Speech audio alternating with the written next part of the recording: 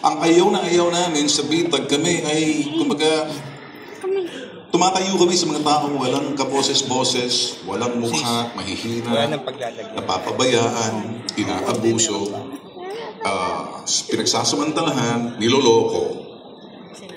Ngayon, sa parte ninyo, kaya sa amin, ahoy, wala na akong magulang, kamamatay lang ng aking ina, matagal na kami kung titingnan natin. Yumao yung aking ina at the age of 98. Malaking impluwensya ng aming magulang sa amin. Hindi kami siguro umabot sa estado na to kung hindi kami tinuruan ng aming ina na yung marunong makinig. Pakinggan mo. Kinakailangan marunong kang umunawa, maawa, at hindi lang awa umunawa, pagkus gawin mo yung pwede mong magawa. Tumulong ka. So laging sinasabi ng aking ina, mga anak, masaswerte kayo. At dahil maswerte kayo, natalim sa aming isipan na yung bagay na yun, intindihin nyo, pag medyo mababa sa inyo, o di kayo kinakailangan tulungan nyo, huwag na kayo magantay. Yung aming ama, matapang. Constabulary, militar. Kaya kung saan kami nagdestino, iba't ibang probinsya, hindi ako nakapag-aral ng isang eskwelahan na kumbaga na kumpleto ko ng 2 o 3 taon. Hindi, iba't iba. Kaya natikman ko lahat ng mga astig, ng mga bully. Kaya kami naging ganito. Kapag sick kasi, kinakailangan, bawat eskwelahan na pinupuntahan mo, makaka-enkwentro mo yung mga sinasabing bully, manduduro, lahat na lang. Kapag hindi ka marunong dumapensa, hindi mo ipagtanggol ang sarili mo, kawawa ka. At ang makikita nila na medyo, ito matapang. So lahat ng mga nasasagasaan, binubugbog, niluloko, tumatakbo sa amin. So, naging tatak namin yun. Na parang tumayo doon sa mga hihina. Kami na nung araw kasi uso pa yung suntukan sa likod ng eskwelahan, sa ilalim ng puno ng mangga. Square na agad yan. Mag-a-announce niyan, naku, mamay, may laban na. So, naging kamahagi sa amin yun. Paghubog sa amin, napakahirap ng dinanas mo na kung saan-saan ka. Ako pinanganak sa Lanao. Isang kapatid ko sa Hulo, yung isa sa Cotabato, yung isa sa Davao, yung isa sa Cagayan de Oro City, 2 lang sa Manila, isa sa Leyte. Sa dami yun, di ba? Tsaka kung saan ang destino ang tatay namin nandoon kami. Kaya ganito ang aming pagiging astig. Totoo, hindi kami namimeke. Pero isang bagay na gusto ko lang makita na nakita ko kayo, habang nakipag-uusap kanina, tinaalam ko, ano bang ganito, nakita ko iba. Iba yung bagay na ginagawa niya sa Maynila pagpapatupad ng sinasabing pag-aalaga doon sa mga senior. Siguro, you're so lucky. Pakaswerte ninyo. Sana bumalik to.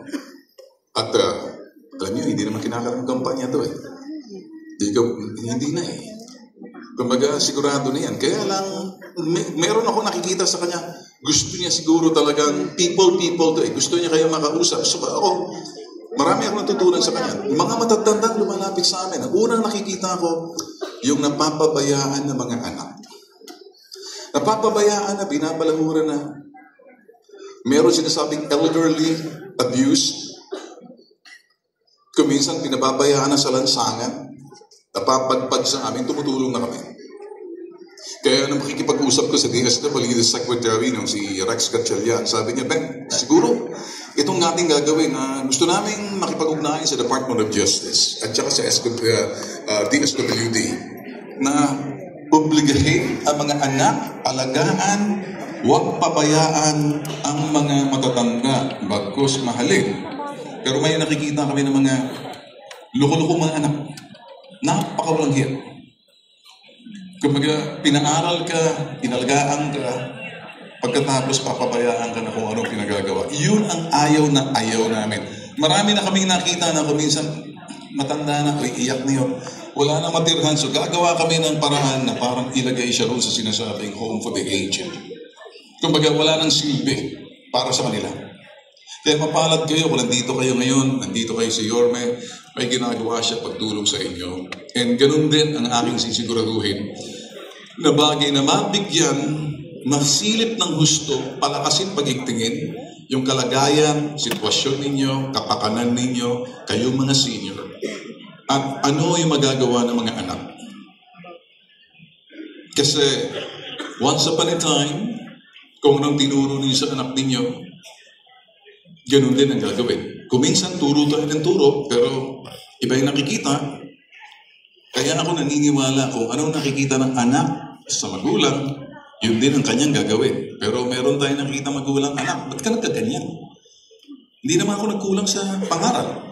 Ang hindi niya nakita, hindi, kumbaga, naitay, iba pong pangaral ninyo, iba pong amin nakikita. So, yung nakikita ko sa magulang ko, nung nakikita ko sa nanay ko, sa tatay ko, iisa lang. Yung pangaral sa amin, turo sa amin, yun din ang nakikita namin. Pero pag medyo nagkaiba, kung minsan na lumalapit sa amin yung mga anak, pagkatapos i-interviewin namin sa radyo, ba't nagkaganyan? Ba't nagkaganyan ka sa anak mo? Bakit sa tatay mo? Nakita namin na medyo may problema yung relasyon ng anak sa magulang. Yung magulang, nagpapaya noong mga panahon yun. Kaya itong bagay na to, sinishare ko lang sa inyo. Hindi ako nangangaral. Mga totoong tao, totoong buhay, totoong hamon, totoong pangyayari. Hindi ako gumagawa ng kwento. Hindi kami gumagawa ng kwento. Mga totoong pangyayari, totoong biktima mismo ng karahasan, pagpapabaya ng kanilang mga anak, at mga totoong ito'y tao na may totoong hamon na kinakailangan bigyan ng solusyon sa pamamagitan ng pag-aaral.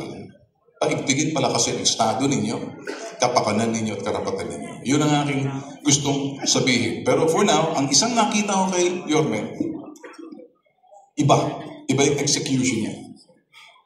Iba yung gusto niya mangyari dahil parang kayo, dumating na ang panahon ninyo na kinakailang inaalagaan, inaaruga.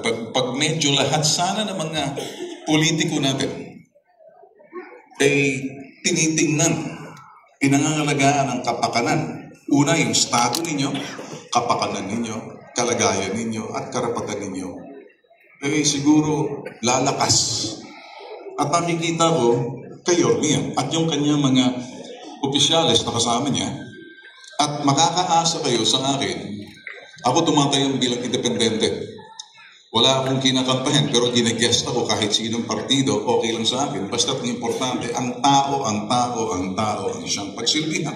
Dahil ngayon, lahat na lang kinakailangan makakuha ng kontrata. At ang kontrata na yan, katumbas ng sinasabing pananagutan, tiwala. Bakit piliin ninyong leader ninyo? Maraming gustong kumuha ng kontrata at akala ganun lang kadali, mailuluklok sila na hindi na nakikita ang dahilan or yung bagay na responsibilidad, pananagutan. Pero kinakailangan mo na ng tiwala. Nag-uumpisa sa tiwala, respeto. Nakakamtan yan, hindi pinagkakaloob. Yan ang kanyang mga team. Ang tiwala at respeto ay nakakamtan, hindi pinagkakaloob. Kapag ikay may tiwala, kapag may tiwala kayo sa sinasabing leader ninyo, nakikita ninyo, klaro, yung kanya transparent.